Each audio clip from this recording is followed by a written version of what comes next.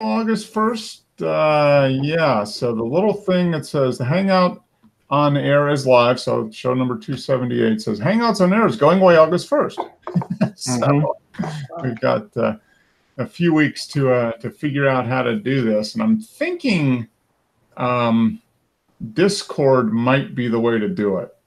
Does anybody have experience with Discord? Have you done anything with that, Wes? With Discord? No, yeah, I was after I watched the show last week, I was trying to do some research myself to see if there was another option, but yeah. It looks like that might be the way to do it. Joe and I have been messing around with it. We both set up accounts on Discord and set up, I guess you set up your own server. Right. And then so we each done that, but then it looks like you should be able to stream. You have to stream from within Discord, but you can have it go, you can link it to a YouTube channel.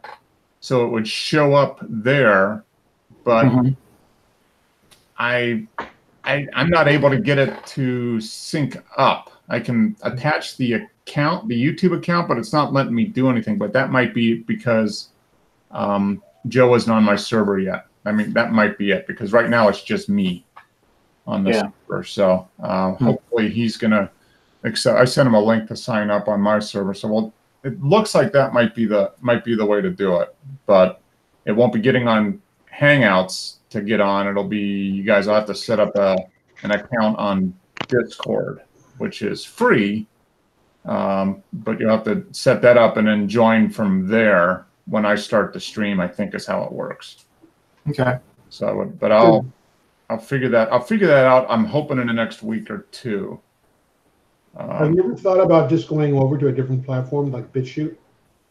Like which one? BitChute. I wasn't even aware of that. I've never heard of that. What is it? Tell us more. It's BITCHUTE. BitChute. They're another YouTube. Oh, okay. But unlike YouTube, they don't censor. So BITSHU. No, CHUTE. BitChute. Oh, CHUTE. Got it. I'll check it out and see. Yeah, they only people are moving over to there because they don't. They don't demonetize. Yeah, and that's the.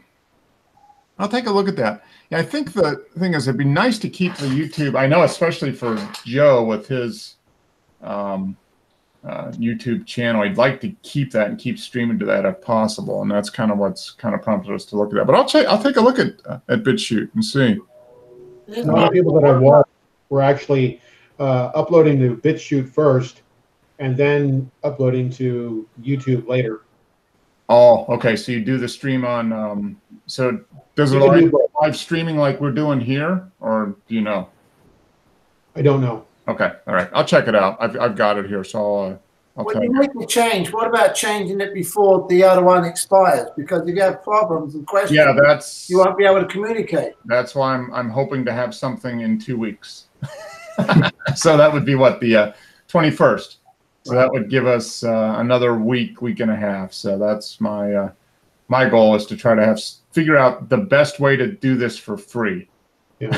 That we can. If there's any way to do it, I mean, there's ways to do it where we have to pay. You can use some of the the online video conferencing services like Zoom or GoToMeeting or something. GoToMeeting, but to do it where you can stream to somewhere else, or you can like share the stream and have it go to YouTube or anywhere else, that's one of their paid plans. You can do free when it just stays within the within the walled garden of one of the provider, but to have it go somewhere else is when you jump into having to pay. It looks like anywhere from $10 to $40 a month to do that, and I'm fine with $5 or $10 a month, something like that. If it's $40 a month, that's just not. Is that per person or per group? That would be per host, I think. So I would be, I would set up the streaming account, and I would get charged $40 a month. But I could do $10 a month, but more than that, I mean, I don't want to ask you guys to pay to do it. I think we should be able to do it for free. So that's what I agree. That's what I'm pursuing. There's lots of ways that will allow me to stream for free and have it linked to YouTube, but they don't allow multiple participants like we have here. So I could stream it to YouTube for free, and people can do chat and that type of thing, but have video kind of back and forth like we have with this setup now. That's the. What's the most you've had on people on this site? Because when you change, there might be a capacity, there might be a limit, a max on it. It depends on the service, but what we can tell, if Discord looks like that one might work, and I think that's a minimum. The minimum max would be 10 people. So, that we never have more than 5 or 6 or 7 anyway. So we're probably fine there.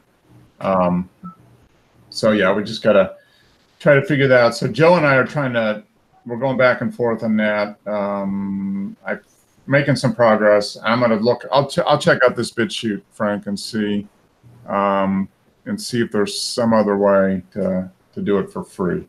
I don't know if they charge you anything, but it certainly seems like they do have a live streaming service. Mm-hmm. Yeah, and most of most platforms have a live streaming. Like you could do Facebook Live, but that's only one camera. So one presenter. The other alternative might be Skype. Using Skype live video chat, and then there's a plug-in essentially that you can take that and have it go from the Skype to YouTube via OBS. Have you heard of that, Wes? It's open source broadcasting app or whatever, but that looks like that might be another way of doing it too. So those are probably the top 2 free ways of doing it.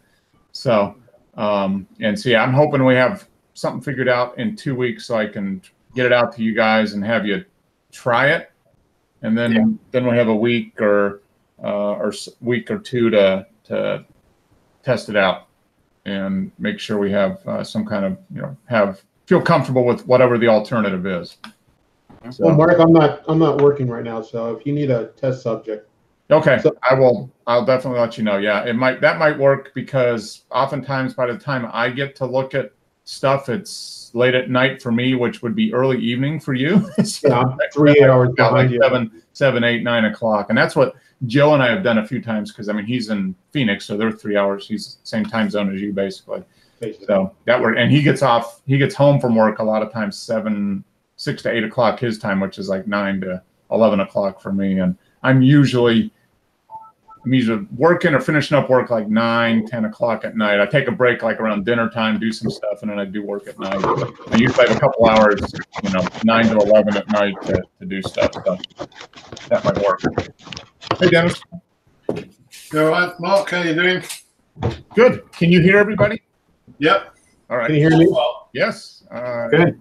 Frank, James, Wes. Okay, so we're good. So your computer seems to be cooperating with you then.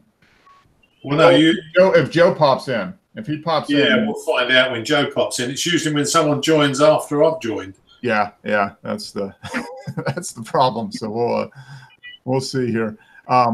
So that's the plan. I spent some time this weekend looking at Discord and a little bit of time with Skype, and I think that'll work too. So I'm going to try to set up both options and maybe do a test. So yeah, if you're available, Frank, or anybody else wants to volunteer, I can maybe test something out and hopefully get something ready to go by a couple of weeks, so we can say this is what we're going to use, at least until they take that away. And I don't know why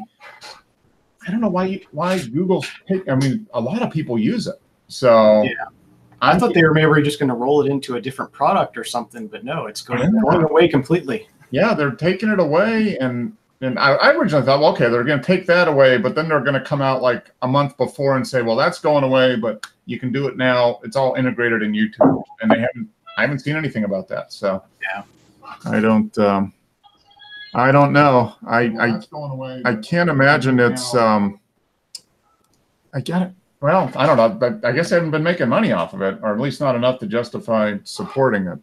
Whatever. I guess not enough people are using it. Yeah. So, okay. So Tim and Joe are in the chat, and Tim says he's used OBS, and Joe says OBS is nice. And Tim has used Twitch too. Okay. All right. I'd be interested on that, Tim. Any information you have on Twitch? I think Discord is pretty similar to Twitch from that standpoint. They're both platforms that are primarily for gaming. I think that's their main focus, but looks like there's a way to, regular video chat as well. So, I'll take a look at that. I know Discord can plug into Twitch, but I don't know if that's kind of doubling up on things, maybe. So anyway, I'll take a look at it and see. And let me post the link for Joe in there. But yeah, so that's the plan. So maybe next week I'll have some more ideas. I know Joe's not going to be around next week, but maybe Joe and I can talk a little bit this week and see what we come up with. And then, Mark, are you looking for something that goes automatically to YouTube, or would it be okay if it went directly to your hard drive and then from there you were able to upload it to wherever? Perfect. And ideally it would be where it goes right to YouTube like it does now. I mean, we're doing this within Hangouts on there, but it's linked right to YouTube. So, I mean, there's a 5-second delay or 10-second delay. It's a Google product, yeah. Yeah, so that would be the ideal way to do it. Outside of that, if there's not a way to do that, then yeah, the alternative would be, I could use any of those platforms, and most of them will allow you to record within the free model or relatively low cost, and that would be, I guess, plan B would be to use something like that, record it, and then upload it to YouTube the next day or that later on that night. But right, in that case, you could just use some free app like a screen recorder. Yeah, exactly. Yeah, you could use any service that would allow this kind of chatting. So I could even do it within Discord, record it, and then upload it later. But I think there's got to be a way to do it in near real time. Right. Of course, Joe's figured it all out because I think that's all he's been doing today. Hey, Joe. Yeah. Hey, how you doing, man? For a couple hours this morning, easily. Well, more than a couple, but yeah. Can you hear Joe, Dennis? Yeah, I can hear Joe. Oh. Yeah, so that means they fixed it. So that's why they're probably going to take it off. Yeah, they fixed it. It's going to go away pretty soon. Yeah. Yeah. So it's going to go away next week now because they fixed this. So yeah. It's selling your house. You get it all perfect, and then you sell it. Yeah. Here, you get it all perfect, and you get it all set up, beautiful. Yeah. So that's how that works. So did you find out anything extra today, Joe? Did you learn anything new? No.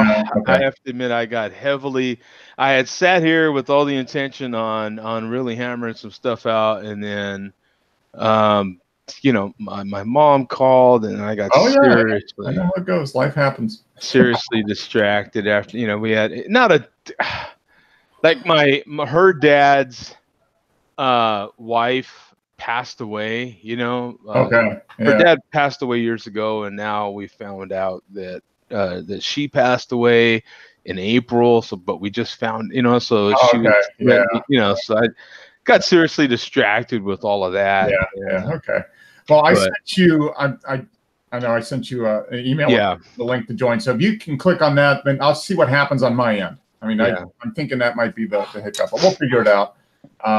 We'll figure something out. Hopefully next week would be great. If I've got some time, maybe I can figure something out for next week. If not, the goal is 2 weeks from now, so the 21st, and then that'll still give us a week to double check it and make sure everybody's comfortable with whatever that new setup is. So. Oh, you sent the link. I didn't. I'm just now seeing the email. Oh, okay. Yeah, I sent it to your Gmail thing. So. That's the problem. While I was listening to you guys for a little bit, and there's probably 2.5 million sites where you can stream something if it's just Mark.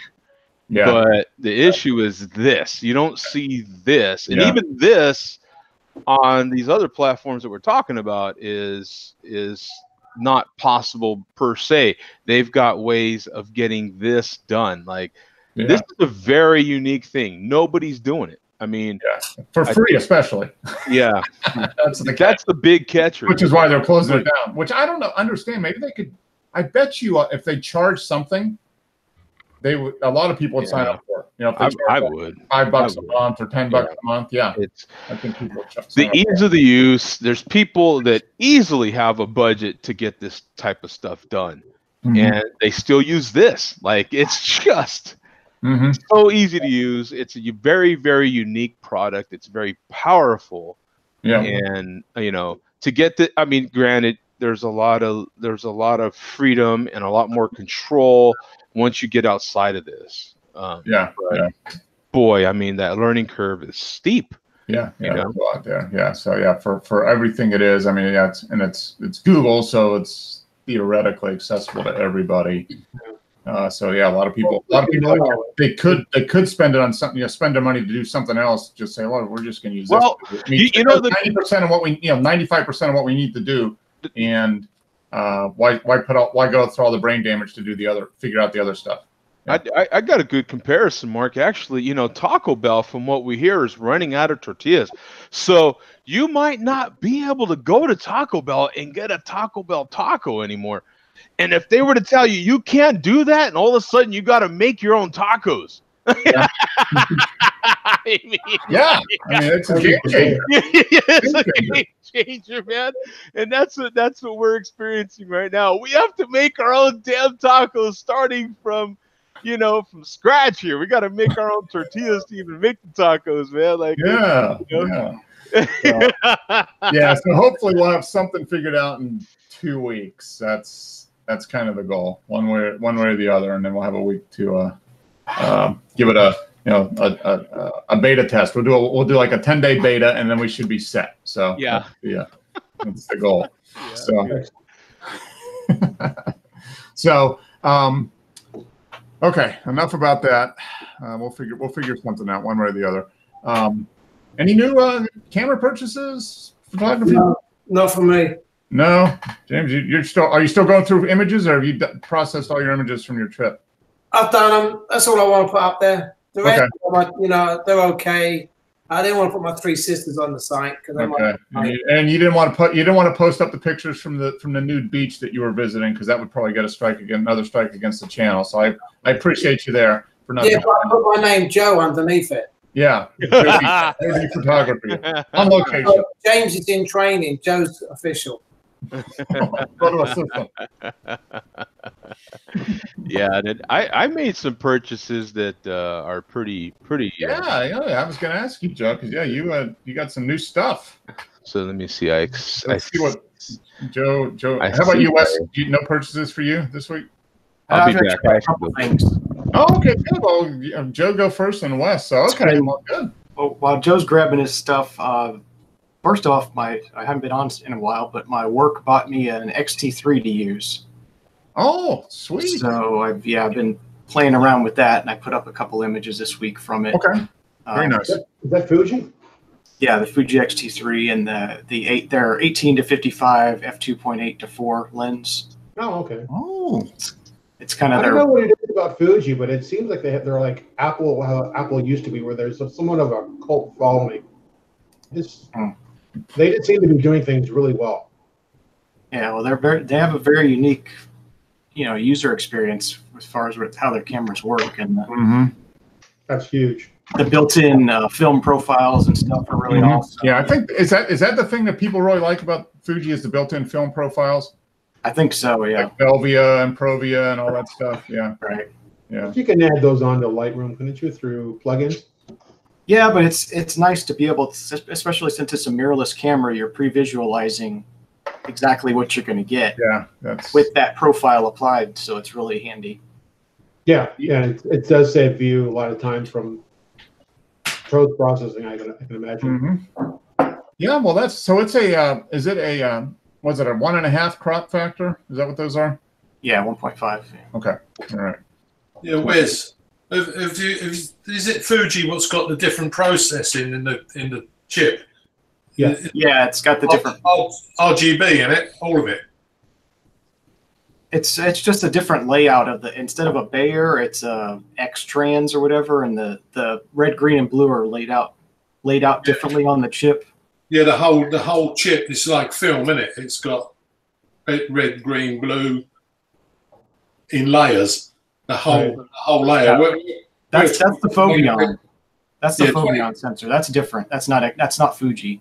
Fuji just has a different pattern. Is that Sigma? Is that Sigma does that? Yeah, Sigma owns that right now. Yeah. Okay. They're coming out with a full frame version of that camera at some point. Ooh. Nice. From what I understand, the Bear has 50% green pixels, and then the remaining is split up between the red and the blue. Yeah, 25% red and blue, and 50% green. Right. Huh. So the X-Trans chip, is it a different percentage of pixels? Yeah, it's 100%. It's 100% on each color. No, that's the Foveon. That's the Sigma one. Sigma one is 100%. Thinking of the wrong camera. Sorry. Yeah, that's okay. The Fuji, it's just they're laid out different in a different pattern than from okay. So it's else. the same percentage, but it's laid out differently. Right. Okay. So probably then you have Pentax. Pentax has what they call pixel shift, and it moves the sensor 1 pixel and takes 3 pictures and then combines them together, so you have an equal number of red, blue, and green pixels being exposed, and it's supposed to give you better sharpness and better overall contrast and color image. Color quality. Several companies are doing that now. Olympus and Sony, and anybody who has in-camera image stabilization, they're doing some sort of high res mode, and they're moving the sensor to do it. Interesting. So you got the new camera and a lens courtesy of your employer to use. So that's nice. Right. And then I've been throwing a lowball bid on this Sigma 17-70 2.8-4 lens that they have, which is actually a lens. I had an older version of this lens on when I did have one of those Foveon cameras by Sigma. And I really liked the output from that lens, so I thought I'd want to get one for the Canon just to try. And it just came in on Wednesday, so I haven't really had much chance to use it other than a few test shots. Okay, so it starts at what, f4 and then goes to f7? Is that what it is? No, it's f2.8 to 4. Oh, 2.8 to 4. Okay, nice. Yeah. What are they having you do, photo-wise? I mean, they gave you the camera for what reason? I mean, just everything from taking like staff headshots to taking photos at our work events to taking campus type, very generic kind of stuff. That's definitely UF campus where we can use it for social media and stuff like that. Is that your primary job? I don't really have a primary job right now. I was a programmer for the mainframe computer, and we're not using the mainframe anymore. COBOL? There was some COBOL, but I didn't do any COBOL. I did mostly Mark IV and JCL. Yeah, COBOL is like, there's some underlying COBOL in our code, but we didn't really touch it. Especially if it had ADW in it. Well, cool. Okay, so now you're since they're not using the mainframe, are they transitioning to a different system that you'll work on at that point, or how are they doing that? Yeah, it's already been transitioned. I've been kind of they started it at the beginning of this past school year. Okay. But we have other processes that were running on the mainframe up until about a month ago. Okay. So all right. I was sort of managing that a lot while things were winding down on there. Okay. All right. Well, cool. Well, so yeah, you got the new, and then you got the new lens. So you really haven't had a chance to. You haven't really used it. Haven't made any photos with it really at this point. I did a couple of test shots, just taking some flowers outside the house here. Yeah. Okay. Just to make sure it worked and test out the image stabilization and all that. Okay. Cool. All right. So it's a keeper then. You're not having to send it back or. No. Yeah. Okay. It works, and so I'm happy. And if I need to sell it, I bought it at a cheap enough price that I can get my money back for it. Did you get it at eBay? Is that where you got it? Yeah. It was just one of those. I wasn't even expecting to win it. It's just one of those ones I put a lowball bid on and ended up getting it. Oh, okay. Nice. Congrats. Yeah, that's nice for sure. Even better if it works as advertised. That's always such a thing. Yeah. It even came with the box. Wow. Yeah. So, yeah. It's nice. Yeah. And yeah, like you said, you could if you didn't like it, you could turn around and sell it for the same price probably. Yeah. Right. Yeah, like $10 or whatever. Just the PayPal fee would be out of it. Yeah, the eBay and PayPal fees is all it cost me. Yeah, that's it's almost a no lose. I mean, if you got the money to buy the lens, and you want to try it out, then yeah, you don't really lose anything if it doesn't work. So very cool.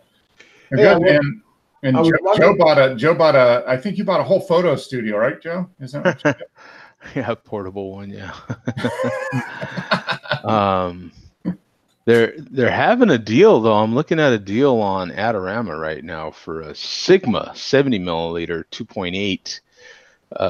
For 2.8, that's the DG Art lens for the Canon. I did see that. It was like $399 or something like that. Yeah.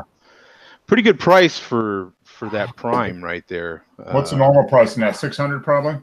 It's $569. It looks like. Okay. So not a bad price.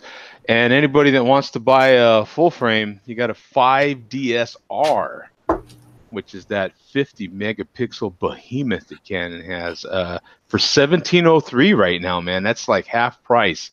Regularly $36.99. That's a good deal. Canon just put out a new RF lens for their mirror. It's the 85 1.2L. That was reviewed on Frono's Photo. Very highly rated. It's supposed to be much better than the old 85 for the EF series. And I saw that thing. That old news clip or whatever. Nikon figures are going to cut their DSLR model line by a third in the next year. Yeah, like that. Yeah, the D3000 and D5000 series specifically, I heard the 5600. There's no replacement. Yep. So you're just gonna have, if you want that level, you're just gonna have to get mirrorless then. Yeah. Well, Canon already said they're not making a 7D Mark III. Yeah. There is none. It's There- the Mark II is the last one. Yeah, the Mark II is it. Yeah. Well, it's like, well, we predicted it here months ago. So I mean, we were on the bleeding edge. That's it. You know, they watch the show too. I got my mirrorless. Yeah. Good stuff. Yeah, the DSLR will probably be gone in the next 5 to 7 years, I think. Pretty much. Probably by that time. They'll Yeah, come out with one full Super Pro version now, and then it'll just go away in a few years. It won't replace Should we it. set up now or just keep it as antiques? Yeah. The processing power's gotten high enough and everything that it doesn't make sense to have a mirror in there anymore. So what did you get, Joe? I got this new head here, which is cool for using strobes. Not strobes, speed lights. So this comes in handy. This is from Godox, but they made it for their speed lights. But it'll fit any speed light because it clamps right in here, just like this. I got a speed light just so you get a visual of how it clamps in there, and then that's how it clamps in there. What's nice about this is if you're like myself and you have a bunch of strobes and you have a bunch of stuff that has a Bowens mount, and you'd like to be able to use those diffusers with your speed lights. You can with I have other attachments that'll put a Bowens mount on a speed light. The problem is with those, they don't center it. See how that's nice and centered? Yeah. And then your Bowens mount goes right around here. So it goes right around there, boom, and it's centered. Also has an umbrella attachment. That goes in here, that centers as well. So I have other attachments too for my umbrellas, of course, because I use mostly umbrellas with my speed lights.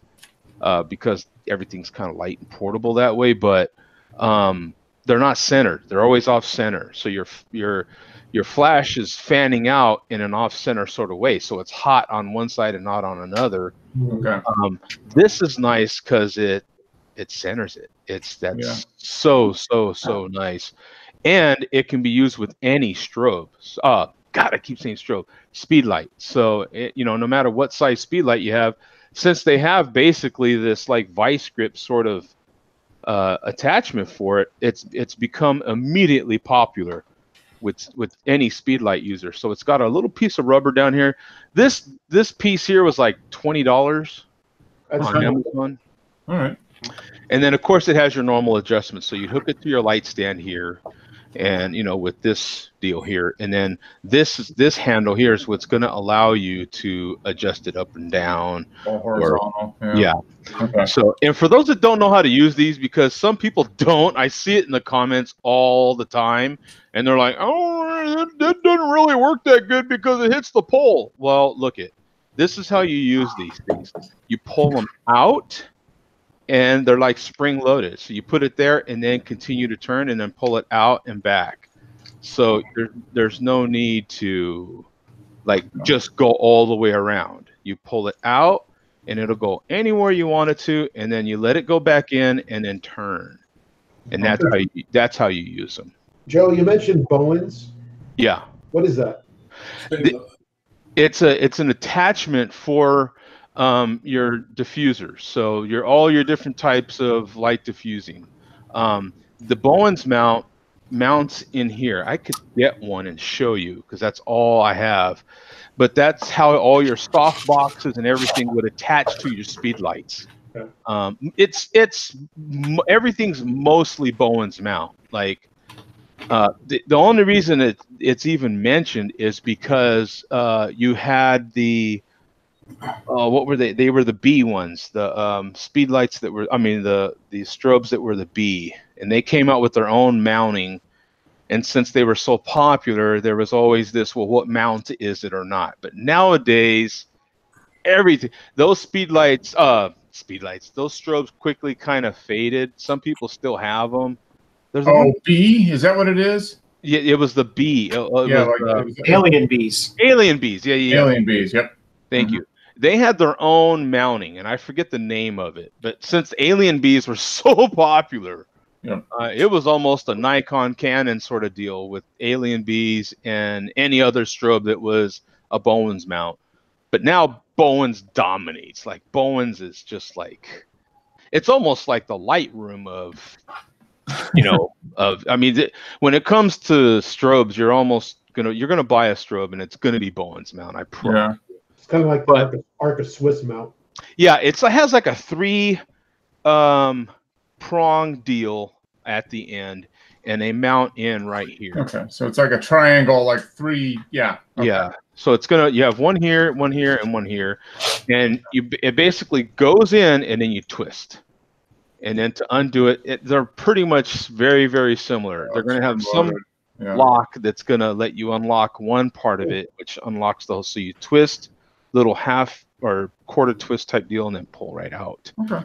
Cool. But that's what a Bowens mount is. The minute you start getting into strobes and not so much speed lights, but with these sort of deals, this makes it nice because now I only have to have one light. I can use my one diffuser that I already use for my strobes with my speed lights, or vice versa.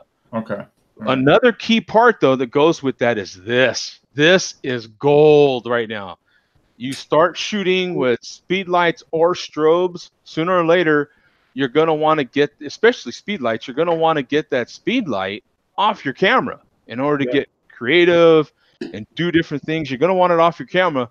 And if you travel, you just can't do that. You have to have a pretty big bag to fit that in there, or buy a separate bag for your light stands. This is a travel light stand. Look how it folds up. This folds down to just under 20 inches. It's like a half inch. It'll fit in a carry-on then. So it'll fit in a carry-on. It's I don't know. What is this? Joe, I had a question for you.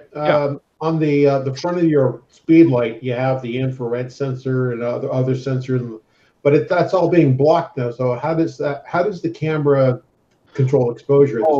Good question. Yeah. Like a lot of our cameras have that built in. So a lot of the speed lights, this is a Yongnuo, by the way, an older version of the Yongnuos, but which is the Chinese speed light, which the Yongnuos work good. You want to save a lot of money? Yeah, they're like $120, $150, and they work just as well as a $600 Nikon. Yeah, they're good bang for the buck, and they work just as good. A lot of them are work the exact same way as the manufacturer speed lights. So a lot of them are wireless transmitting. If they aren't, and they're a full manual light, you can still buy your transmitters that you hook to the bottom of them, and that's what I use. So I'll hook one of my wireless transmitters to here, and one on my camera, which will control my speed lights. And so you're still wirelessly doing it. Yeah. So the infrared obviously doesn't work because it's in that mount, but you can have a wireless transmitter. Okay. It'll go to the hot shoe on your cameras. Yeah, I'm a manual guy, so I don't need TTL, and that because what you're talking about, the infrared would be good for TTL. Even some people still use TTL even when it's detached. You know, over here they're still counting on this infrared sensor on the front to read and still do some of the measuring, because quite frankly it's easy. You can still manual shoot your camera and full automatic your flash. To me, the issue though is you're still getting inconsistent light, so because your camera is measuring things differently depending on what you're shooting. And so I like full control, and that's manual. So for me, my speed lights are got both. It's got the infrared and the wireless. Yeah, well, there you go. So there's a Viper sits on top of the camera, and that controls all the speed lights. Yeah. Okay. Yeah. But it's so on top of my camera, I have one of those fancier controllers, and it'll control every single aspect of my young nose. I have a couple of Canon speed lights, but tell you the truth, I use these young nose. So when you want to control your lighting and you want to go like half power on this strobe and quarter power on this strobe, you can do all from the camera. You don't have to walk up to the flash. No, you don't have to go anywhere near them. You just do it all from the camera. Yeah. I don't know, when I hook up my speed light to my large format camera, it doesn't they don't talk to each other. I don't know what's going on. It's amazing. Yeah. It's like, what the hell, Well, it's funny you should say that, Mark, because I've used my speed lights on my large format camera. Really? Wow. I'm just using a cable. Yeah. Okay. Yeah. I guess it would work. Yeah, it does work. Yeah, we've tried. All you really need is it just needs to go off. And then if you were to do that, just like Dennis said, you can, a lot of these speed lights, you can hook the cord to it, and all it does is send a signal. And that signal is as old as cameras are, period. Yeah. It's just a signal to tell it to fire. Whatever you have that your speed light set at is how it's going to fire. That, or whatever that setting is. Yeah. In that case, you're going to your speed light and setting it. And 1/8 power, 1/16 power, or however you want that to fire when it fires, and it'll fire, And then, as another little tip, Dennis, you could have your one speed light set at whatever you want it to, and then have your other set to slave to go off when they sense the other light. So you can set, a bunch of lights off of that large format camera, believe it or not. You could actually. Yeah. You could set up a whole ring of lights basically and have it fire off of that one. It's activated by the cable. Yeah. We've been using these today in the garden here with Tim, and it's been bright sunshine, and we've been trying to get a completely black background using the speed lights in bright sunlight. Oh yeah, good luck with that. Yeah, no, we done it, Joe. I put 3 of the photos up. Yeah. Oh, okay, cool. On Facebook. Yeah, we was using high speed sync at 8,000ths of a second.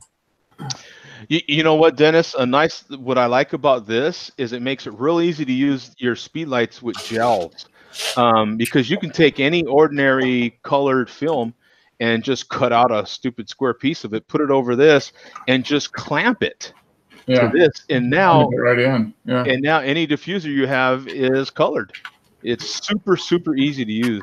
It makes it really. I love the minute I saw, and I got this from a photographer on YouTube. I saw his video and I was like, oh, that's it, buying it. Before the video was over, it was coming. But this is gold, gentlemen. Let me tell you. I'm going to order another one to have light stands with you. Look how, I mean, this is kind of heavy. I would say this is probably 2 or 3 pounds, but I'm not necessarily worried about the weight of it. I just worry about the size, and this will go up to 7 feet still. Mm-hmm. So it's lightweight, granted. So you're going to need something to steady it if you're getting in any sort of wind. Don't get me wrong. Yeah.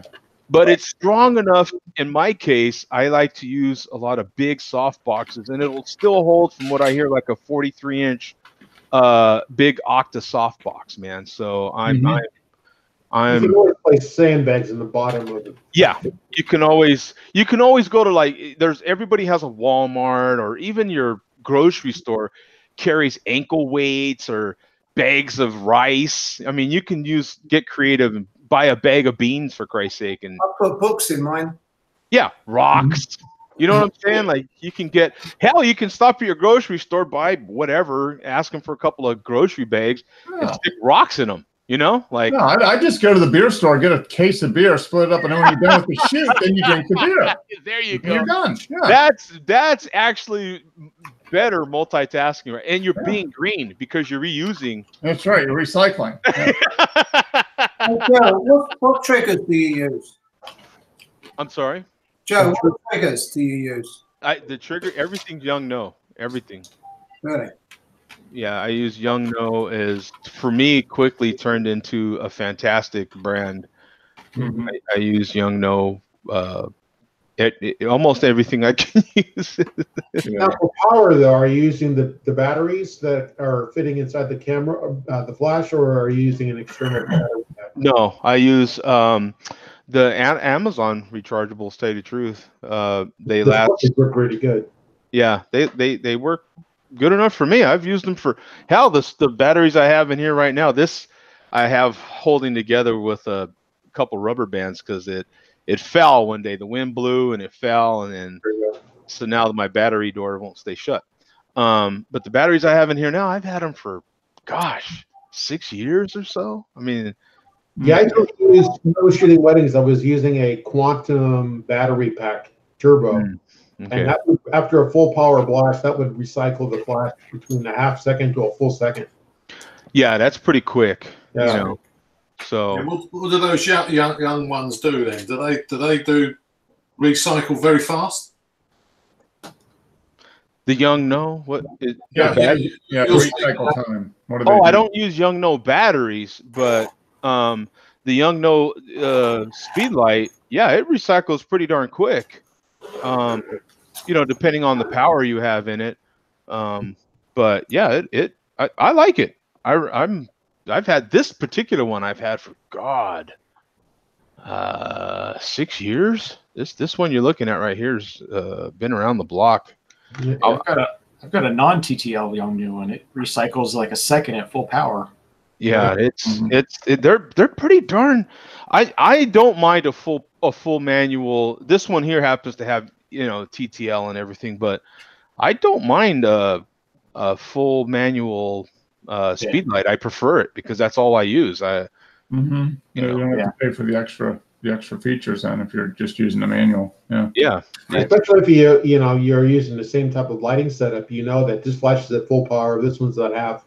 You already know what your power settings are going to be. If you know exactly what you're going to get. So if you're using, and sooner or later you'll probably get to that point where you're going to use multiple speed lights. And if you're doing an event, it could be as small as a birthday party, or it could be as small as, I don't know, you and your significant other having dinner, and you just want to kind of shoot it. Or you could be shooting your house. I don't know what you're shooting, but whatever you decide to shoot, that, hey, my B light is at half power and my C light is at, because you set your different groups. Mm-hmm. So, hey, I can turn off this group, boom. You can turn off that group, boom. And know what you're getting. And then when you turn it back on, boom, I'm getting this. So in between shots, you're like, boom, boom, hold on. Boom, boom, boom, boom. Boom, boom, boom. You know what I'm saying? So for me, you're taking the thinking out of it, and the creativeness is just boom, right? Because you know what you're going to get. For me, photography is a feel. I couldn't necessarily tell you all the numbers of stuff. I have forgotten them, quite frankly. You know what I'm saying? Because it's irrelevant. I'm not a numbers shooting person. Have you used Luma Pro? This is the Luma Pro one. Okay. Yeah. Sure. What's good about this is on the back, it just says zoom and power. And there's no fanciness or anything like that. You just leave it on that. Then I've got two of these and one's slave to the other. Okay. But these are pretty good. They cost me about 150 years ago.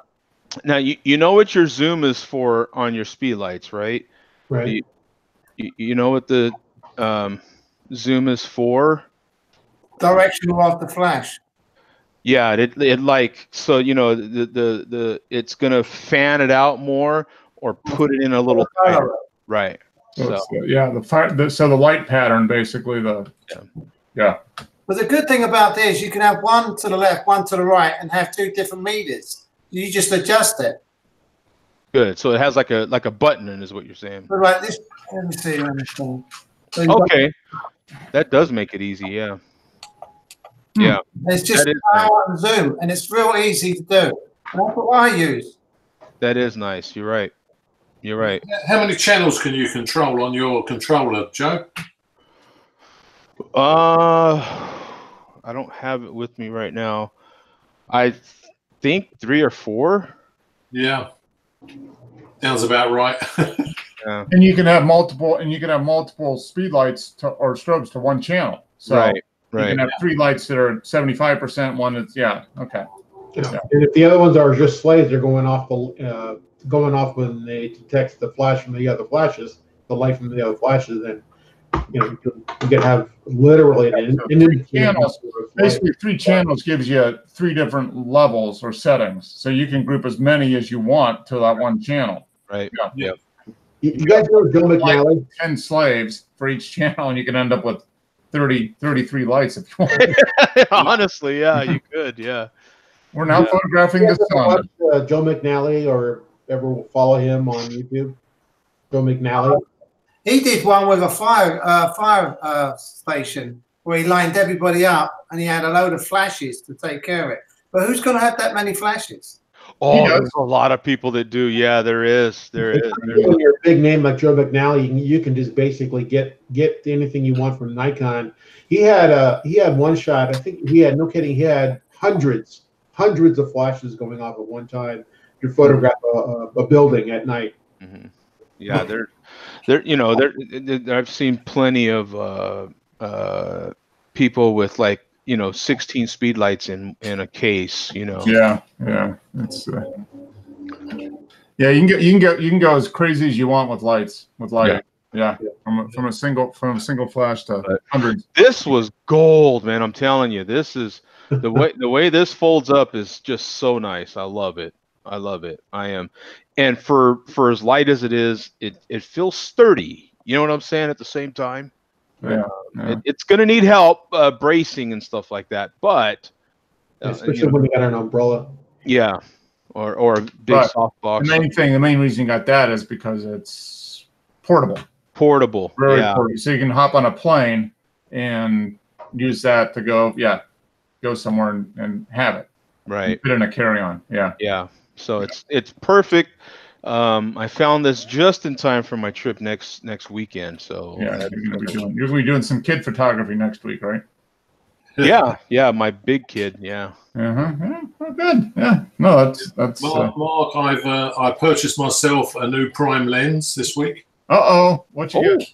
Right, this time I've gone for the Voigtlander 50mm f1.2. 1.2. Ooh, for the Sony, right? No, it's for the Leica Fit.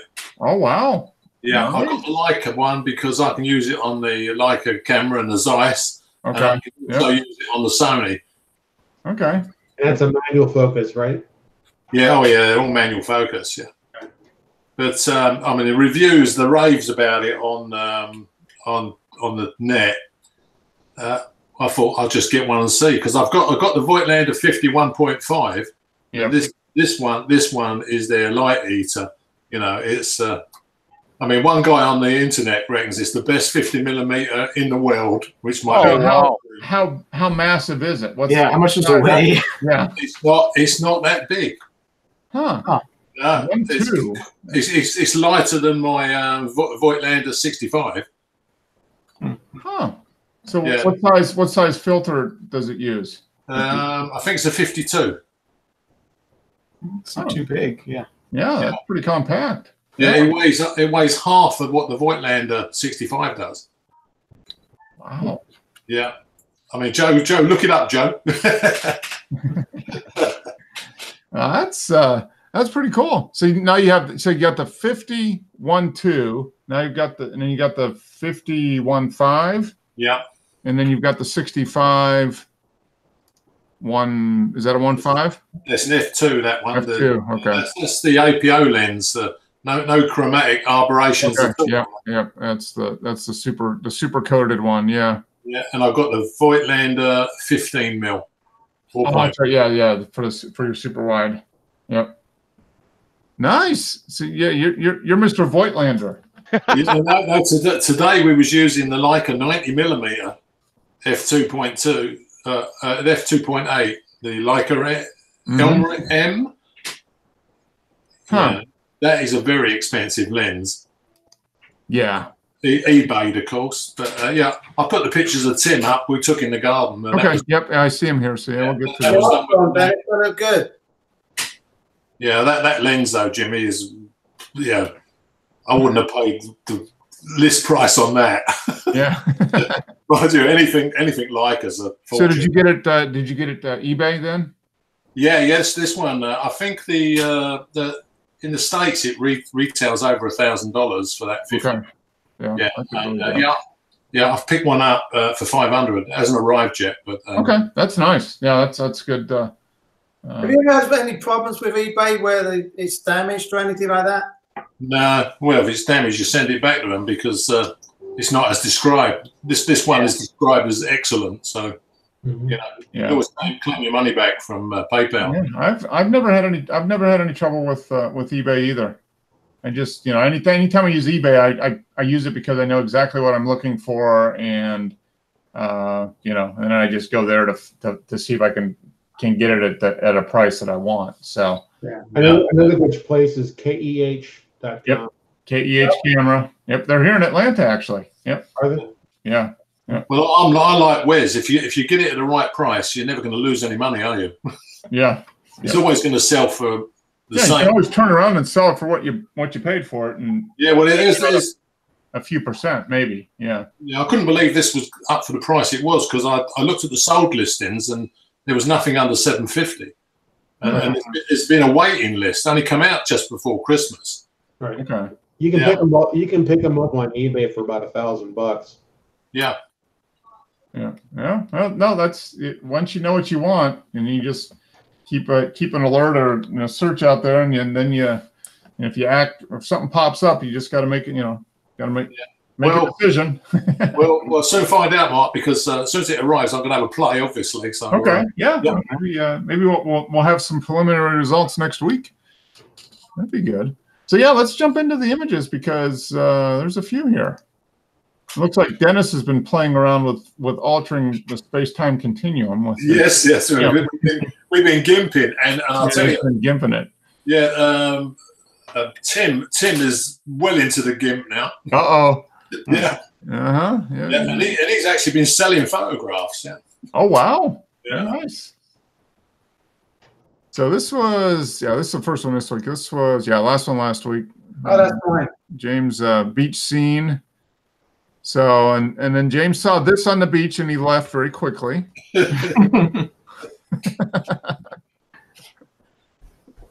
So this is where was this taken? Doesn't say. Probably whatever zoo he was. Was it the Philadelphia Zoo he was at? Yeah. It did say there, right? Yeah, he posted some images from a zoo a few weeks ago, so I'm assuming this is probably from the same thing. But this was where's the EXIF? Yeah, I bet he didn't do that with a 15mm. No, probably not. At the Beardsley Zoo, it looks like. Yeah, okay, there we go. Huh. Guess that's somewhere in Yeah, Bridgeport. Yeah, Connecticut somewhere. Yeah. Okay. Well, nice. And that was with the the 500mm. Yep. Very nice. Very nice. This is wanna get- Billy Whistling Duck. Oh, yeah, it's a nice balancing act. Nice play. Yeah, very nice. And I'm not used to seeing stuff like this from. Yeah, he does. He does the wildlife when he's in the zoo. Yeah, every once in a while he does some wildlife. Yeah. Yeah, he did. He did that one from Florida. Is it the Jacksonville Zoo or whatever? A couple years ago, did some of that stuff. Got some good Jacksonville. stuff there. Yeah, but no, he does. And the zoo or the thing is nice because they're usually you can have a shot at a good chance of catching them relatively still. Sometimes, like this one. Oh, okay. A composite of a stand of bamboo and this beautiful tiger. Okay, so we did 2 shots and put them together. Looks good. Yeah, Looks like it's there. yeah, yep. That's. I mean, you wouldn't know if you didn't know it was a composite. You wouldn't know, right? Yeah. No. Which is the whole point. Yeah, it should be. Yeah, you. Well, although I think Dennis is. We'll find out if he just If he's going to go through that trouble, why doesn't he put like one of his sunset beaches behind there? Yeah, Understand. put a beach umbrella. An Right. unwitting tourist, beachgoer getting ready to be eaten by the lion. Yeah, I mean, Then maybe we could get like a vintage car in there, and yeah, and a hot chick sitting on the head of the tiger. I think. yeah, Might as well It's a group composite. We just put everything. just do it right. You can always put that guy with the fishing rod back in. Yeah, we can put fishing rod. Yeah. So many people fishing, drinking, and hanging out after the early rains have stopped. Everybody out on the rocks. It looks like. Yeah. Oh, there's a guy with the fishing pole. There he is. See, right there. Yep. Oh, by the way, Dennis, Justin Haley won the race at Daytona. It was shortened with rain, but Yeah. Thanks for that, Joe. I was going to ask you, obviously. Yeah. Okay. Yeah, that's the. Yeah, you're only having a go because the Americans kicked the English football team out, the women's football team. Yeah. That's what I hear. Yeah, that's what I hear. They won the World Cup again. Again, yeah. Excellent. It's getting to be old hat with the women. Yeah, that's 4 times in a row, isn't it? Yeah. Yep. Yeah, this is another fantastic shot. Okay, so is this with the there it is, the XT3. yep,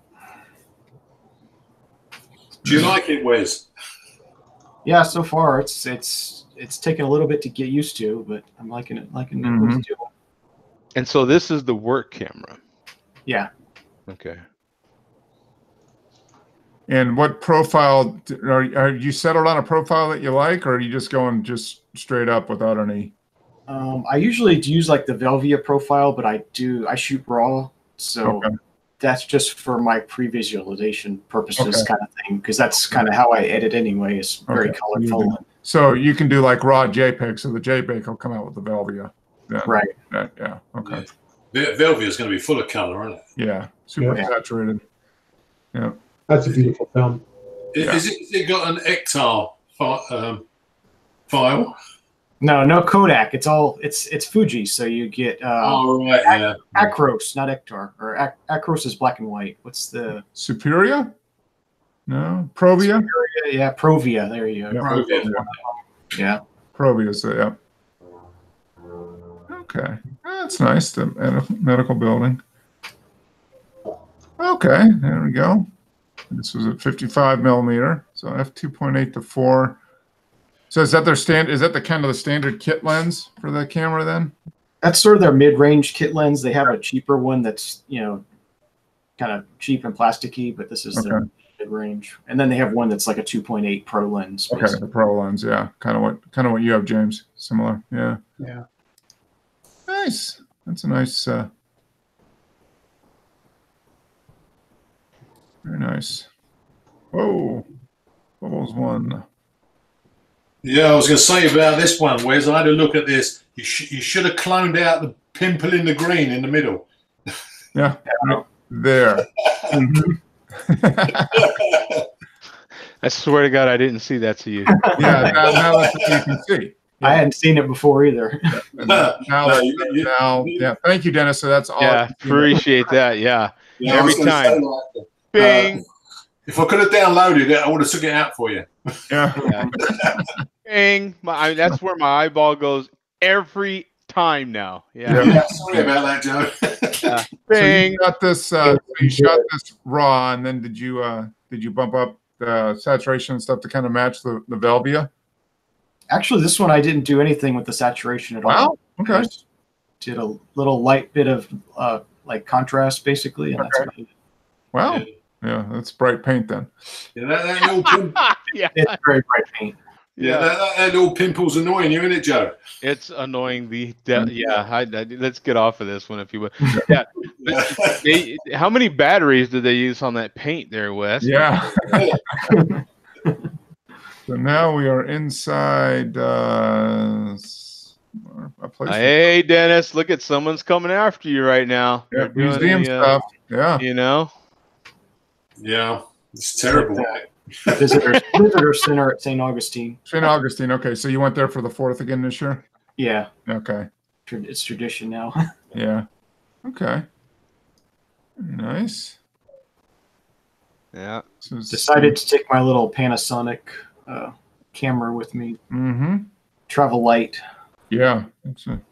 I was tempted to take the new Sigma lens, but I didn't feel like hauling a big camera. I'd made up my mind. Made up my mind. I want a small camera this year. Yeah. Panasonic small, you just put it in your pocket. You don't have to worry about it. Right. Yeah. Yeah, it takes good stuff though. I mean, that's okay. So here we are, St. George balcony in St. Augustine. They got the right amount of stars on those stars and stripes there because it's the period, isn't it? Yeah. Not like the Nike shoes. We don't have any of the, you don't have a shot of those, do you, Wes? No. You can buy them for $2,000 now, I guess. Is that what they're selling for now? What was the point of that? Because he didn't like it because it represented the slavery? I don't know. Yeah. It was. Oh, give us a break. I kind of wonder if it was all planned by Nike in the first place. You kind of wonder. You know? Yeah, it would be that way. Yeah, it's kind of like got into it that way. So here we go, Santa Maria. So is this in St. Augustine too? I guess it is, huh? Yeah. I didn't remember. It's a long time seafood restaurant right there in downtown, right on the water. And I don't think in the hurricane a couple of years ago, it got damaged, so it's been closed ever since then. Oh, like that. That's why. Wow, that's all it took, huh? Just There used to be like a big neon sign on the top of the building and a bunch of other damage, basically. Okay, and they just haven't rebuilt it yet. Yeah, they might not rebuild it considering it hasn't been touched yet. Yeah.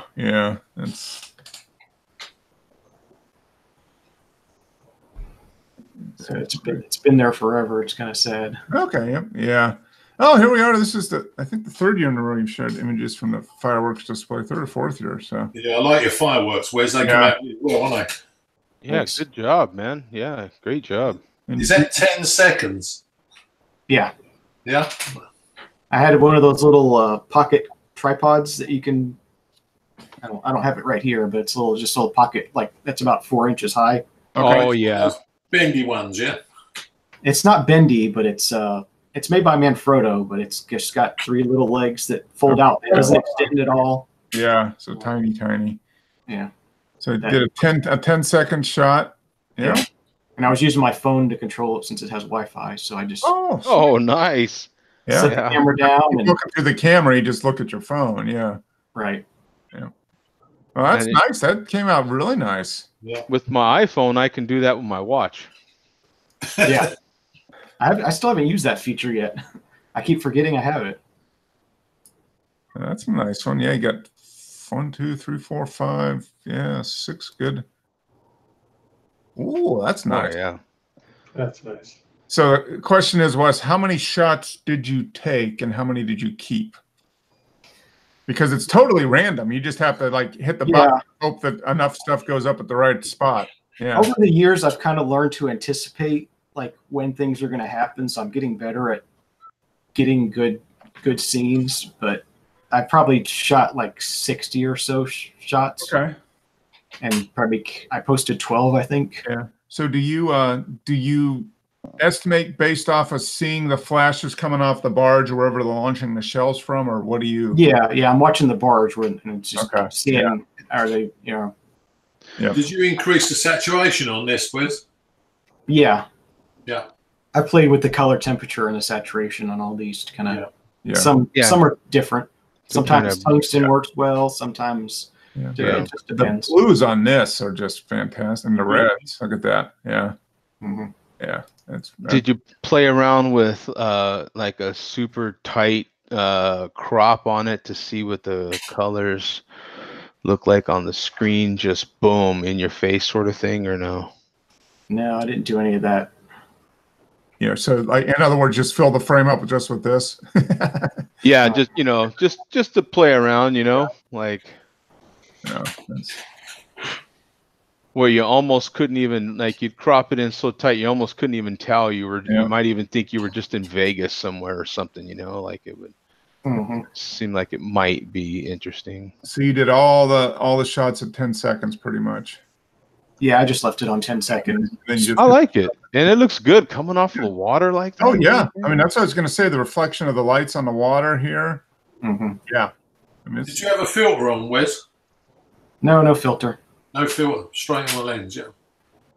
All right, so standard ISO, just 10 seconds. Hope you get stuff in the frame that works. Yeah. I wish that lens were a little bit wider, but other than that, it works well. Oh, yeah. Because what lens were you using? I saw one technique where the guy actually racked the focus during the explosion. Yeah, I've seen that before. It turns out really cool. That tunnel effect. Yeah. No, not zoom, but the actual focus. So you get actually it blooms out the color, and then move it back to the focusing point. So you end up getting these really interesting effects. Boy, you got to be good. Yeah. Yeah. I wonder how much you're probably barely moving it, maybe. Mm-hmm. Yeah. Because you got to be pretty quick, I would think. Yeah. That's nice fireworks. I wonder if is that something you could preset, like have that as a preset. I wonder. Yeah. Could you do an autofocus do that? That would be nice.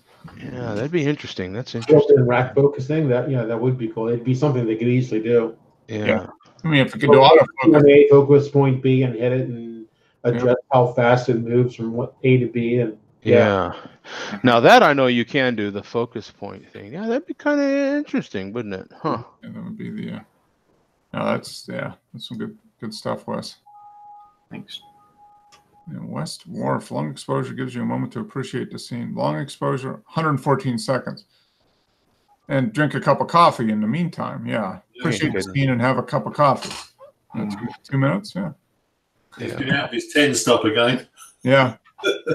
And you get the boats right there on the little rock. Yeah. This is actually a quick photo for here, Yeah. Yeah. High-speed action photo.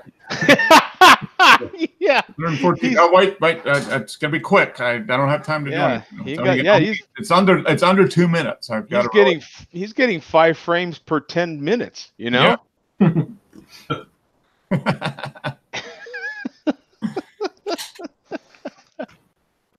Okay. Last bit of direct light. Hit the rock below. Get the colors on that. Yeah. Looks like an alien. Yeah, it does. Or something. Yeah.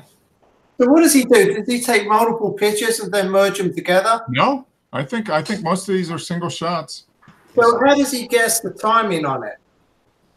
At this point, he's got a real good feel for it. Yeah, at this point. All you do is you just put that 10-stop filter on, and you set it to at least 2 minutes, and you walk away and have a cup of coffee, and then you get this. Yeah, I would. You can download that'll tell you what the exposure should be.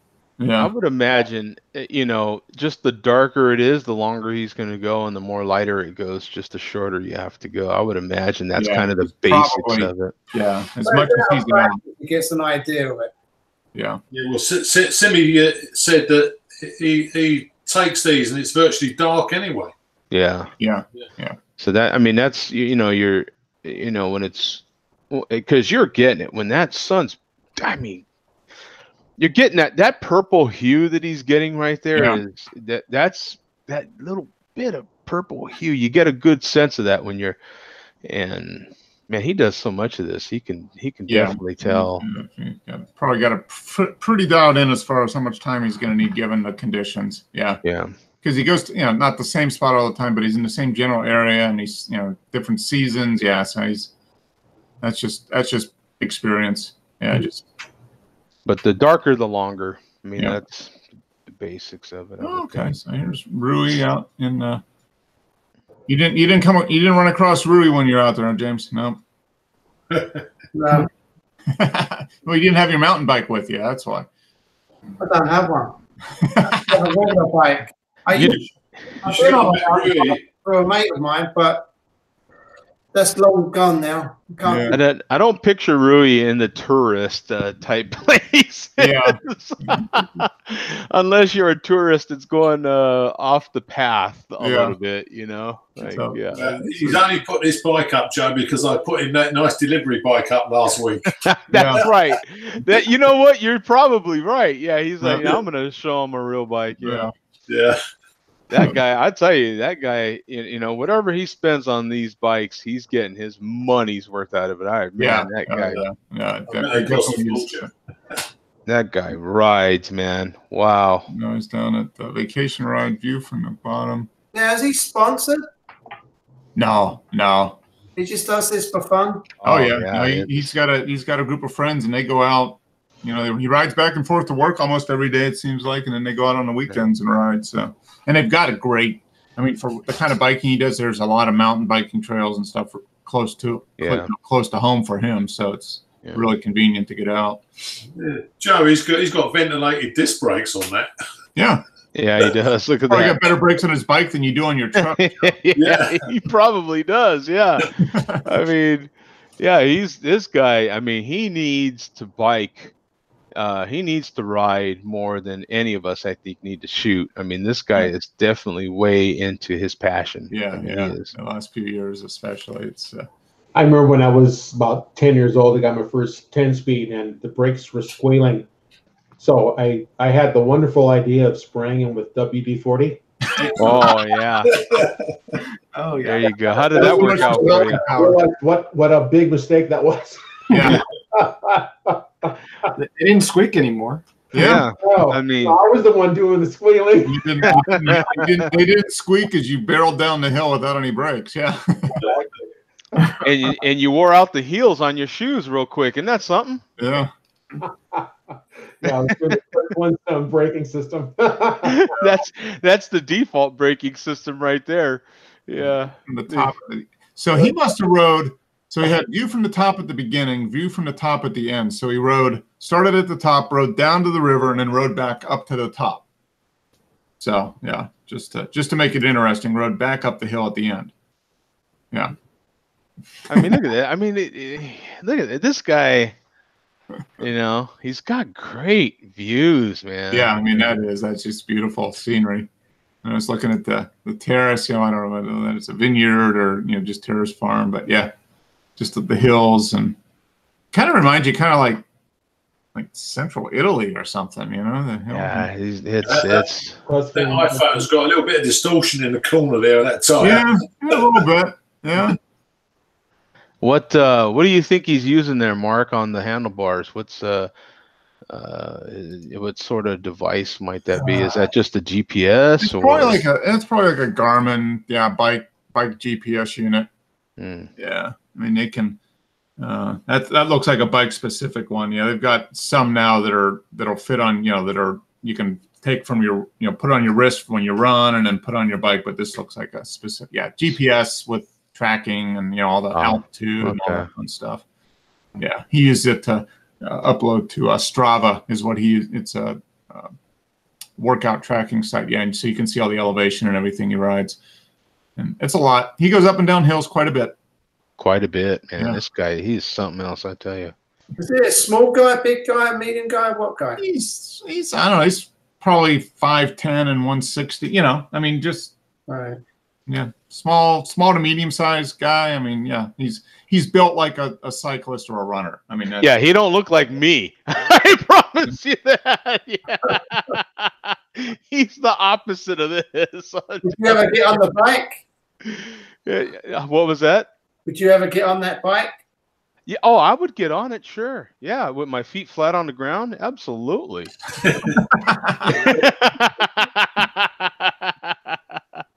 So here we got. You see the size of that seat and my seat? Yeah. Like those things don't line up. Oh, okay. There he is. Okay, I was looking for. There he is. Just that's the same guy that was in the garden.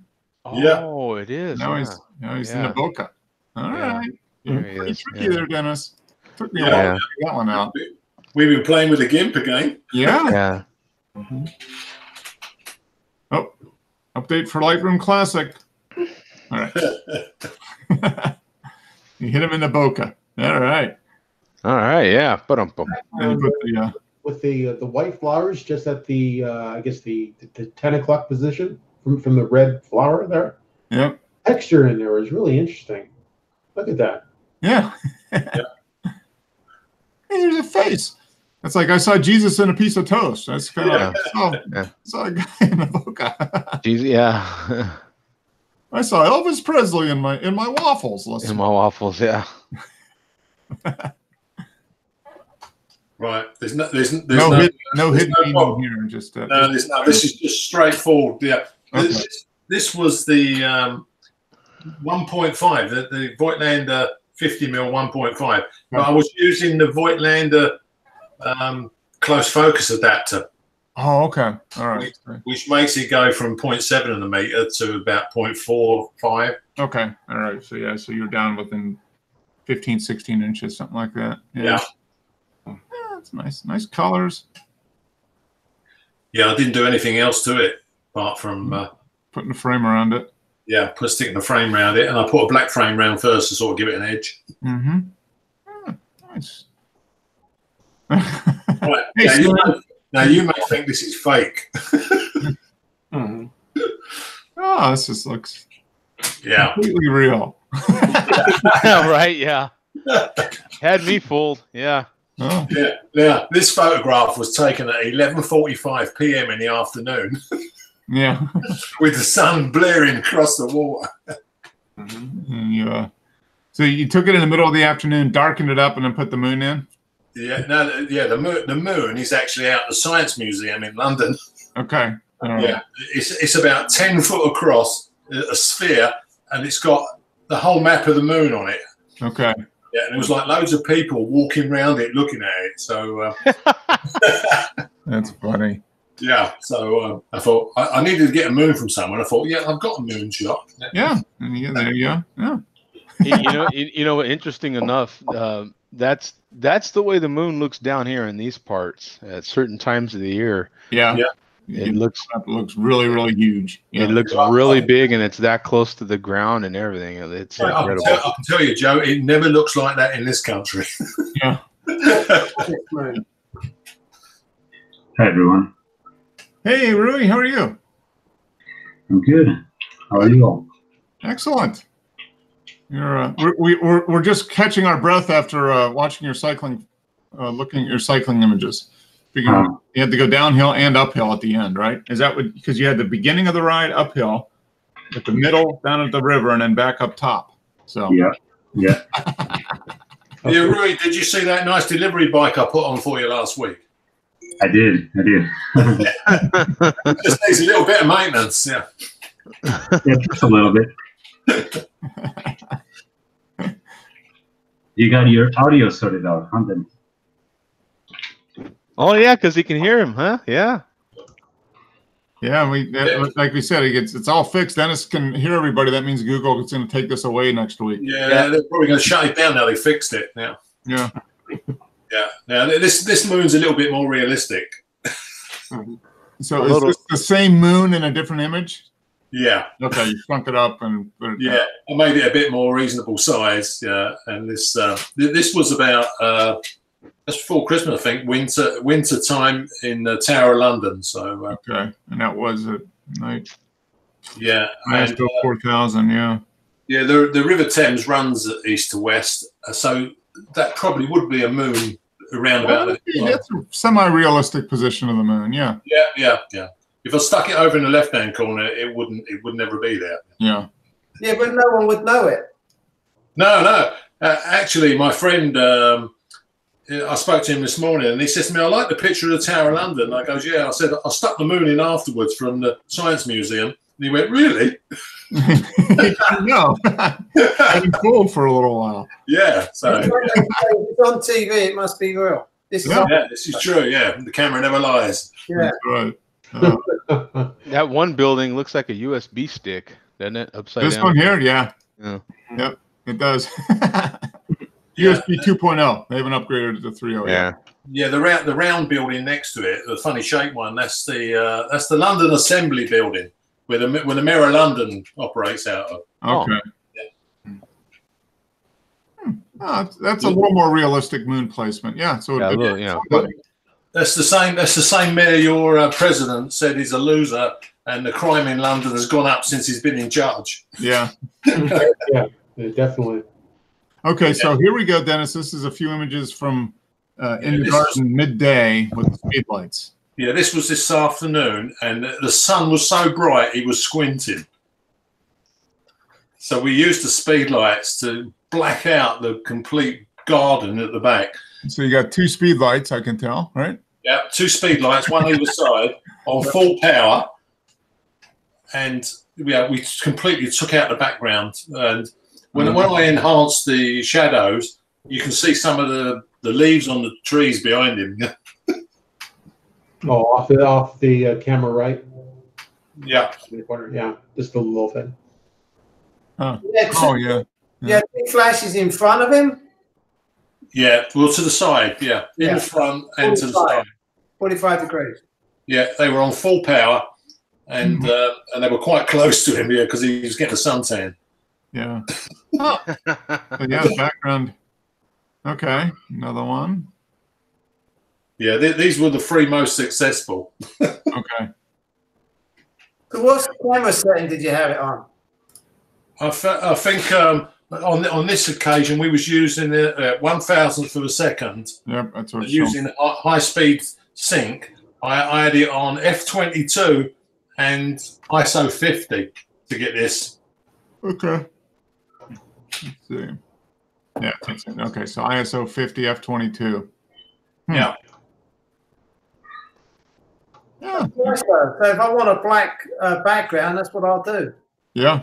Yeah. Well, yeah. We played with it once before, but we thought we'd try it outside in the garden on a bright sunny day and see if we can actually produce a completely black background. Yeah. Yeah. It works. It does. Yeah. Yeah. And this was done with the Leica 90mm. Okay. Yeah, because there's quite a lot of detail on his face. Yeah. No, they're good shots. Yeah, and that background is pretty black. There's not much. You can see anything through that. Looks like a promotional shot for like a World Cup or something like that. Yeah. And I didn't fake any of it up. I didn't clone out anything in the background. That is how the background came out. Yeah. You weren't going to put a moon up in the corner over his left shoulder? It's funny you can say that, because I did put the moon in the corner and send it to him. Like up there. Yeah. Next time, put two moons up, see if people notice. Oh. This is true, yeah. The moon and the sun. So here you go. Summer Series 2. It made a nice prominent element in this scene, but it was nice to watch. Oh, okay. All right. So that's the New Haven, Connecticut off in the distance. On the other side of the bay. Very pretty. Yeah. 600. Oh, there we go. This is a cup of coffee shot. 636 seconds. 10.5 minutes. That's the whole pot. Yeah. Yeah. Yeah. I don't know. He must get hot pixels to do this, surely. He says he doesn't get that many. I mean, what is he? Is it the D850? Is that what he's using? 750. 750. Yeah, but 10 minutes. Yeah. In the summer, I mean, it's not. He has a lot. I remember he said he doesn't have as much of an issue in the winter because it's colder outside, but he does have some issues in the summer. See, I'm wondering if he does have to go in and fix some, correct some of those. Well, he might also use the long exposure noise reduction feature in the camera. Yeah. Which is a second exposure at 636 seconds. Yeah. You have to wait for. So it's actually, it's like 12. Yeah. Like 20 minutes. Yeah. So when he sells this camera and says that it's got a low shutter count, it's not really going to mean much, is it? his low shutter count based on time is probably more than the typical shutter count. The normal one. Yeah, that's that is true. I never thought about it that way. But yeah, based on time, not necessarily shutter count, exposure time. Yeah, he wins. Yeah, he wins. Yeah. It's like engine. Yeah, like on the commercial engines, it's not miles, it's hours. Yeah. Yeah. He's definitely got the hours, and it's not shutter count, it's hours. Literally for him, it's hours exposed. Yeah. He goes out on a normal day of shooting, and it's like, I took 20 shots, and it was only 2 hours of exposure time. Come on. Yeah, I could have 5 times the shots and still not have as much time as he does. Exactly. Yeah, that's. Yeah, he definitely makes use of the long exposure feature on the camera. That is for sure. So, any epic rides coming up for you, Rui? In honor, you've got the tour over there. So, are you guys going to do like what is it? A lot of cyclists will do like a 1/10 tour. So each day they ride a certain percentage or whatever the tour rides. I'm not sure we have that here. But no, I have nothing planned. Okay. All right. Yeah. Just the regular commuting in the weekend. So. Okay. Did the regular riding. Yeah. When I was doing a lot of riding, I had a friend who did that one year. He did 1/10, which is, but he had to ride every day. So it was like 10 to 15 miles a day he would have to ride. Other people would do like 1/2 if they have a lot of time. But yeah, you should just do it in feet. Feet per mile times 10. So if you do 100 miles, you need to do at least 1,000 vertical feet of climbing. There you go. Yeah. Mm-hmm. Sure. What's wrong? Hey, yeah, do that. Yeah, something to do. Just keep you busy. Well, good. Well, it's pity Joe don't live a bit nearer because he's just aching to go with Rui one afternoon. Oh, please, heck yeah! It's on. Exactly, it's on. Yeah, it's on. Yeah. Good Joe at the top of the hill with his helmet and shin guards and everything, and just push him and just go. Pointing in the right direction. Yeah. What could go wrong? This is true. Yeah. It's great entertainment, at least. Yeah, it would be. Yeah. Strap a GoPro to the front of the bike and yeah. I'll give you a tip now, Joe. Don't use Frank's bike with the oil brakes. Yeah, with the WD-40 on it. Yeah. Yeah, don't use that one. Yeah. Oh, good. Well, excellent show, guys. And I don't know if you heard, Rui, but we are endeavoring to come up with an alternative for Google Hangouts, which is going away in a month. We are the Borg. You will be assimilated. Uh-oh. Being assimilated. Yeah, got an email coming in from So, do you have any? Have you come across any possibilities, Rui, that you might be able to contribute? Like we're thinking of Discord and streaming to YouTube. Is there anything else that you know of that might work? Isn't the YouTube service going to keep going? Because I guess the YouTube events will be going because of the meetings and all that stuff. Okay, so YouTube events through Hangouts Meet, is that what it is, right? I guess so. Because I did search just a little bit, and one of the answers was they were going to discontinue the Hangouts, but the events were still going. Oh, okay. So maybe Google Events might be the way to do it then. I think so. Okay. You need to schedule an event and have a link shared. But they do everything through YouTube. Yeah, and I think I know what he's talking about. So, but the Hangouts is still the main part because the Hangouts is what we're using right now for this. I mean, you look at your link, Mark, and it's google.com/hangouts. I mean, Yeah. that's So it goes Hangout through Hangouts and then pipes it to YouTube from there. yeah. Yeah, there's a What I saw was the link I just posted on the. Yeah, I'm looking at that now. Okay. Thanks. Well, let's check that out. Yeah, that might. Yeah, that's that new Creator Studio. That's why they keep trying to push that on us. Yeah, because you make an event and then say, oh, so it's saying. Can you add multiple contributors or multiple cameras or? Yeah, I think I looked at this week, and it was saying you couldn't have multiple people. Oh, okay. Yeah, that's the issue. Yeah, because that the whole. Yeah, see, the events is you're just scheduling an event, so it's just like you scheduled this show without anybody in it. Yeah. You know, I can schedule the event, and then I could Right. pop up and be the talking head, but none of you could right? communicate like we're doing now. It's more informational. So they're getting rid of this, you Yeah. know, with the video. This is the big. Yeah. This is, Now the other thing, as you mentioned that, really, the other thing that I had looked at and I forgot about over the last week is they still have Hangouts Meet, but you have to do it through G Suite, which is the business version. Yeah. And I think you can use the enterprise edition of that, which will link to YouTube. It's cost something, but it's not that much. I think it's $12 a month or something.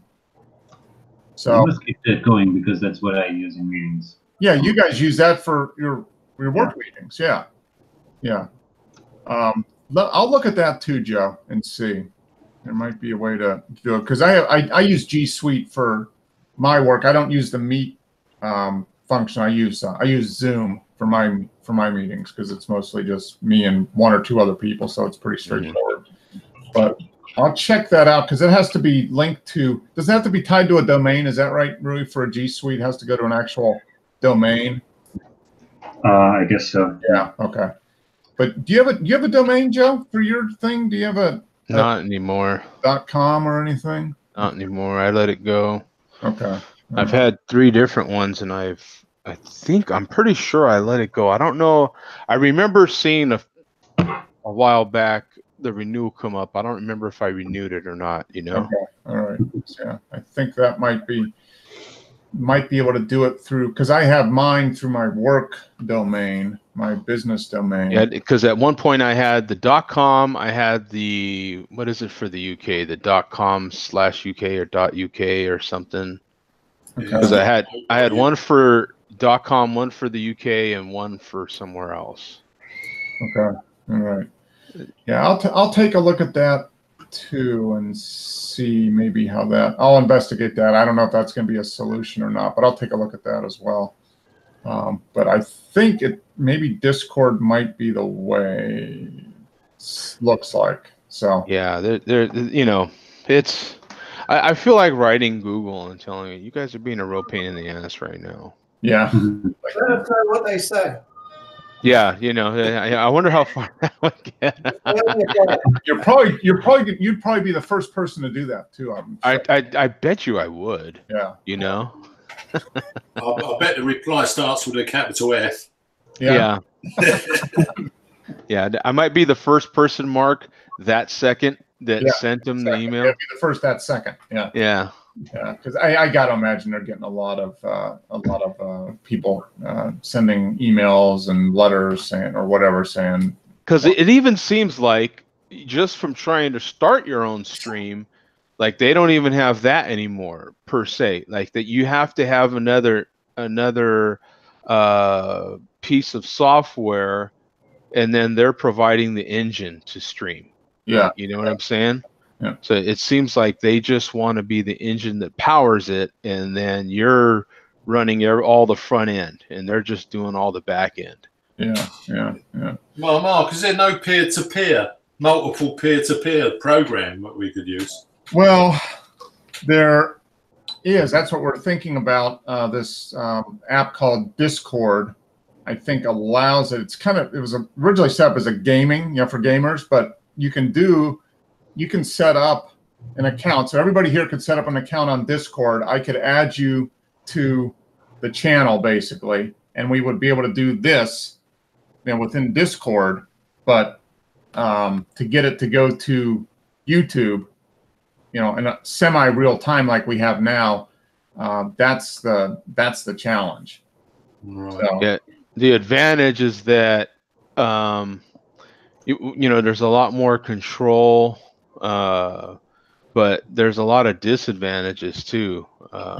We could be streaming to not just YouTube, but any of the popular streaming platforms. So I mean, you could stream it to YouTube and Facebook at the same time. So there's some advantages, but like the chat there's still a chat, but it's a little more not as seamless as this. That's for sure. That's been there's lots of peer-to-peer, multiple people, but only within the app itself. The trick is, to do free.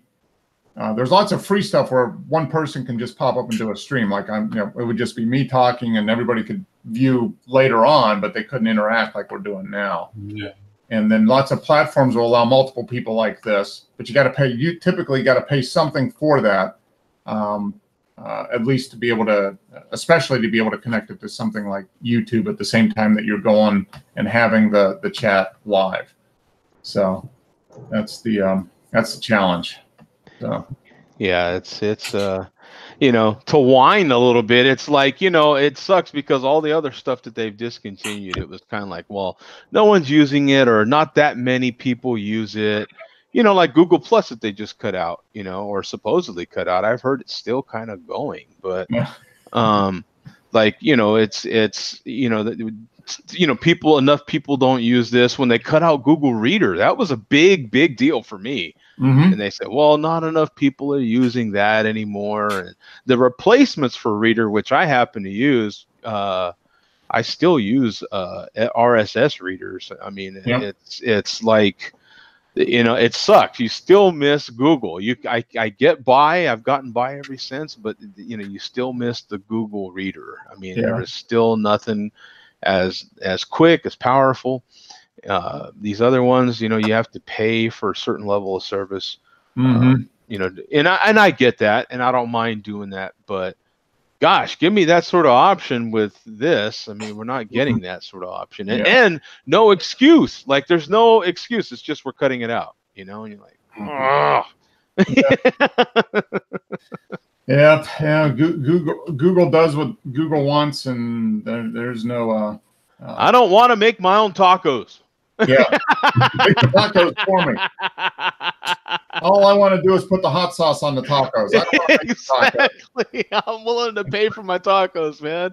I don't have to get free tacos anymore. I just want to go by, pick them up, and put the hot sauce on. That's it. You're complicating my life. Yeah. All right. Well, on that note, I'm going to go ahead and shut this show down for this week. But I'm going to endeavor this week to try to nail down an option so we can maybe talk about it next week. Definitely 2 weeks from now, and maybe we can come up with something that makes sense, that can still connect to YouTube in semi-real time, hopefully. And if not, then we'll go to Plan B, and we'll come up with a platform, and I'll get you whatever information you need to download whatever app it is we're using and connect that way. But hopefully it will allow us to go to YouTube as well. So that's the goal. I've got plenty of free time to do all this stuff. Yeah. So yeah. It's just extra time in a day just waiting for me to I know, right? Yeah, there's Glad this to have whole. the opportunity. Thank you, Google, for giving me the opportunity to do that. Yeah, Mark's got a whole room in his house labeled extra time. Yeah, You know. I just open up the door every once in a while and say, I'll take some of that extra time. It's like, actually, it's like just pulling out one of those albums from the shelf and just pull it out and it's like, oh, that's an extra 30 minutes. Okay. Yeah, that album's called 30 Minutes, and that one's called An Extra Hour, Yeah. and that one's, you know. Have you seen that movie yesterday about the Beatles? No, I'm not. It's good. If you like the Beatles music, it's good. Good. I'll check that out when I get some of that extra time out of my Exactly. I saw it yesterday. Yeah. All right, guys. Hey, thank you very much for joining. Dennis and Rui, thank you for staying up late as always. Glad we're able to contribute to your insomnia. And Yeah, well, it's not a problem for me because every day's a Sunday. yeah, we've heard that before. Rui it's a school night for Rui, so Yeah. well, it's like staying up on Sunday night for you doing this, Rui, is like us staying up and watching like Monday Night Football. Yeah, I'm avoiding going to bed. Okay. So I don't wake up in the morning. All right. I had to explain to my uncle took me to dinner the other day, and I had to explain to him what school night was. You know what I'm saying? Because he was like, "What are you talking about? There's no school tomorrow." And I'm like, "You know, it's a school night. You know, like Yeah. I have to work. You know." And he's like, "What does that have to do with work?" And I'm like, "Oh, aren't you older than I am? Like, aren't you? Oh, you know what I'm saying? It's an old school term, man. Come on, you know." Was he retired? Is your uncle Me? retired? No, he my uncle's a minister, so he Okay. doesn't, you know, he doesn't, you know, I told him that it's a common term between working people, really, you know, real working people, you know, and it was the Wednesday before the 4th, right? Because the 4th is on Thursday, so Yep. no, it was the 4th. No, it was the 4th, and I had to go to work Friday. That's what it was. Okay. It was the 4th of July, and then I had to go to work Friday. So I'm like, you know, we have to go to dinner. You know, it was like a late lunch, really. So I'm like, you know, I have to, you know, so I can, decent time because I gotta go to school tomorrow. and, yeah, I'm like, it's a school night, you know, and he's like, what? I'm like, oh my God. If you really want to impress him, Joe, say to him you don't understand because you never had a real job. That's what I told him. That's exactly. I'm like, you know, real working people know what I'm saying. Yeah, and there was like a young couple. They had to be in their early 20s, sitting at the table, you know, across from us. And I was like, I bet you I could go to them right now, and they would know exactly what I'm talking about. You know what I'm saying? Yeah. My aunt was kind of laughing, you know, at him, you know, because Yeah. he had no idea. Yep. All right. Well, speaking of, tomorrow it is a school night for me, so I've got my stuff wrapped up. And but yeah, good one, good show, guys. We will be back here next week. At least the next 3 weeks on YouTube. After that, to be determined, but hopefully we have a solution. Yeah. So. All right, guys. Good one. Appreciate everybody as always. Amen. Take lots of pictures, and we'll see you next week. All right. Cheers. Bye now. Bye. Bye.